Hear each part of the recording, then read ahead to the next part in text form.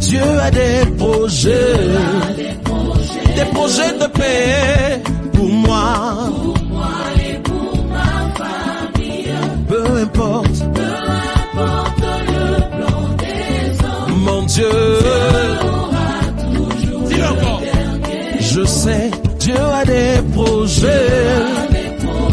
De paix pour moi pour moi et pour ma famille. Peu importe le plan des hommes, Dieu aura toujours le dernier mot. et même quand la va Et même quand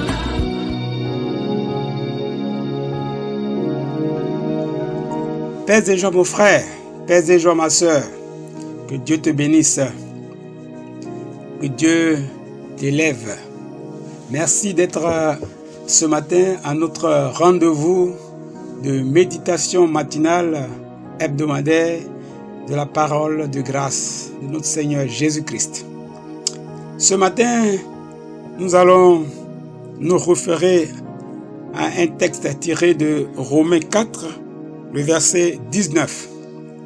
Romains chapitre 4, le verset 19 que nous allons lire ensemble.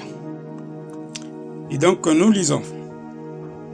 Et sans faiblir dans la foi, il ne considéra point que son corps était déjà usé, puisqu'il avait près de 100 ans et que Sarah n'était plus en état d'avoir des enfants.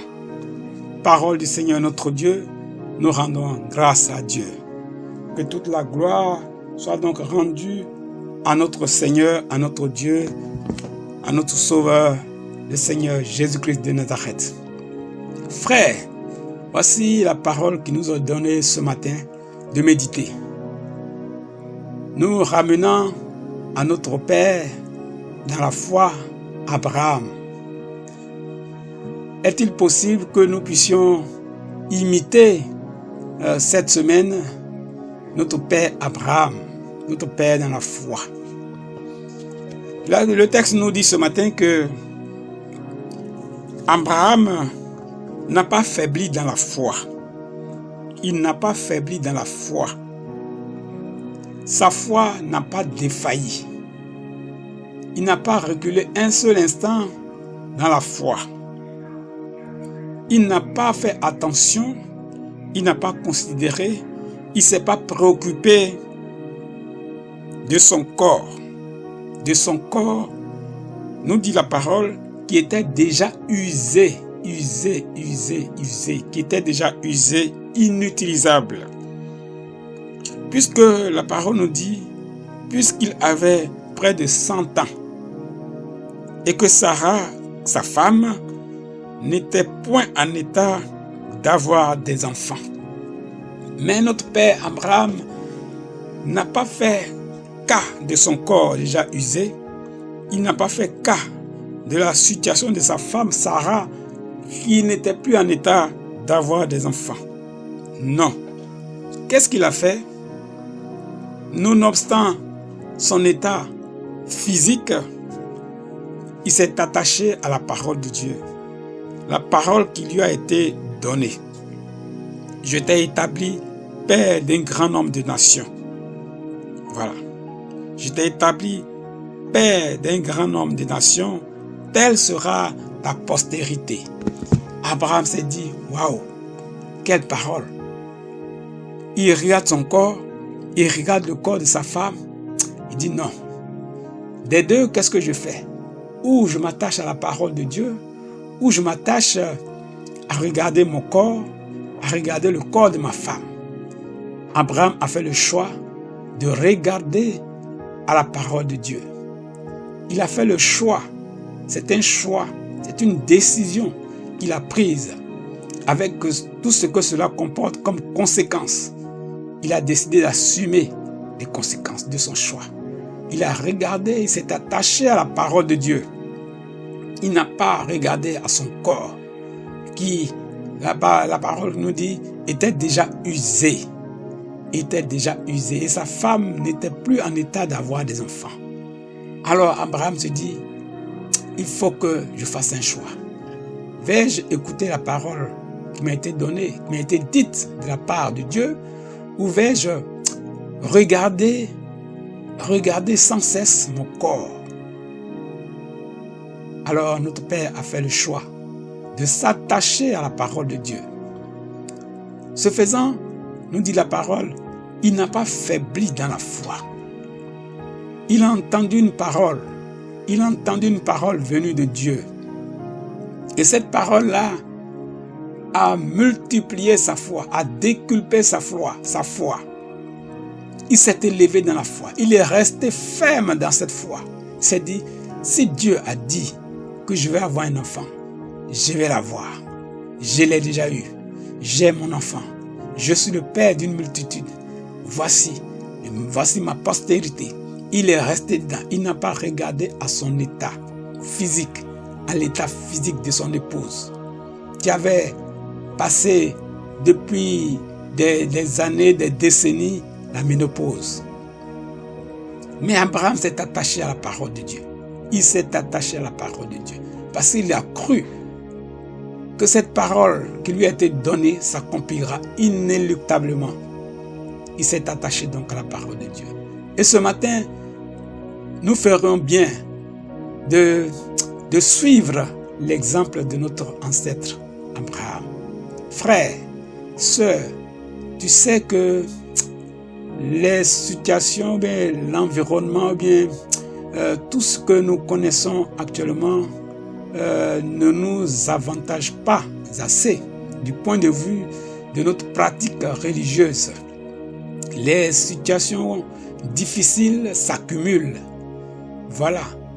Elles viennent s'ajouter à ce que nous connaissions déjà. Aujourd'hui, les défis financiers sont énormes. Les défis financiers sont énormes.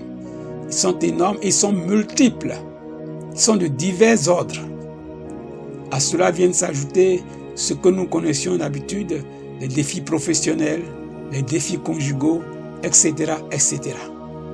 Mais, dans tous ces défis, quelle est la parole de Dieu pour nous? Dans toutes ces situations, allons-nous regarder, fixer les regards sur tous ces défis au détriment de la parole de Dieu?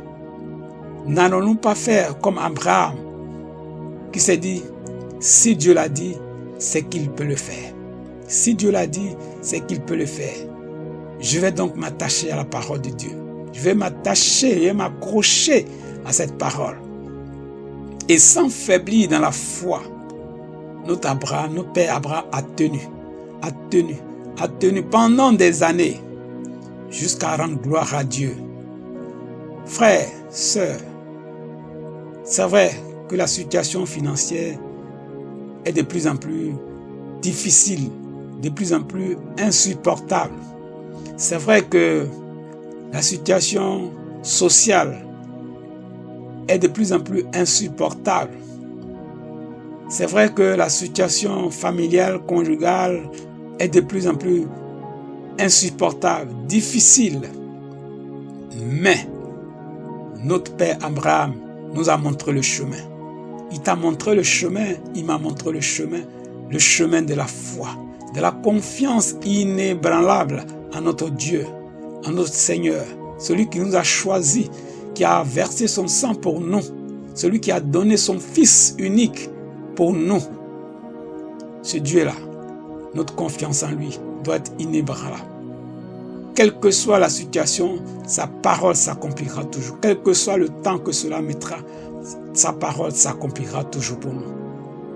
Il est donc bon pour nos frères de demeurer fermes dans cette foi, de ne pas abandonner, de ne pas décrocher, de ne pas nous laisser aller aux choses de ce monde, de ne pas garder en nos cœurs de mauvaises pensées, comme le Seigneur aimait à le dire à ceux qui l'écoutaient en son temps. Pourquoi avez-vous de telles pensées dans vos cœurs?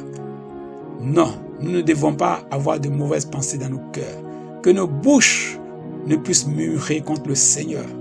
Ne murmurons pas contre le Seigneur, mais gardons cette foi inébranlable à notre Dieu, et suivons l'exemple de notre Père Abraham. sans faiblir dans la foi?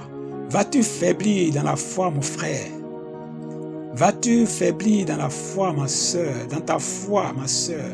Ta foi qui était débordante dès les premiers jours. Au moment où tout semblait aller pour le mieux, cette foi va-t-elle faiblir? Parce qu'aujourd'hui, les situations financières, conjugales, familiales, professionnelles, etc. semblent ne pas aller pour le mieux. Non, nous devons demeurer fermes dans la foi. Parce que celui en qui tu as cru, en qui tu as cru est capable de ressusciter les morts, tu le sais bien. Celui en qui tu as cru est capable d'appeler à l'existence ce qui n'existait pas, et tu le sais bien. Et celui en qui tu as cru est le maître des temps, est le maître des choses. À tout moment, à la dernière minute, il peut agir en ta faveur, et il agira en ta faveur. C'est pourquoi je te prie d'agir comme le Père, notre Père Abraham, sans faiblir dans la foi. Demeure dans la foi, demeure dans la foi. La situation financière que nous connaissons tous passera. La situation professionnelle difficile que nous connaissons tous passera. La situation affective, conjugale, familiale que nous connaissons passera. Et tout passera. Mais la parole de ton Dieu ne passera point. Frère, sœur, que Dieu te bénisse. Demeure dans cette foi. Que ta foi ne faiblisse point. À l'image, à l'exemple de ton Père Abraham. Que Dieu te bénisse, que la puissance du Saint-Esprit soit ton secours tout au long de cette semaine et dans toutes les diverses situations que tu as traversées. Que Dieu te garde. C'était ton frère Epiphane Privat de l'ONG Action Chrétienne. Nous serons à vendredi prochain, si Dieu le veut. Mais d'ici là, frère, que ta foi ne défaille point. Garde cette parole dans ton cœur, sans faiblir dans la foi. Sans faiblir dans la foi. Non, je ne faiblirai pas. Non, je ne faiblirai pas. Non, je ne faiblirai pas. Qu'il en soit ainsi pour toi. Que cela soit ton partage au nom de Jésus-Christ de Nazareth. Amen, amen, amen.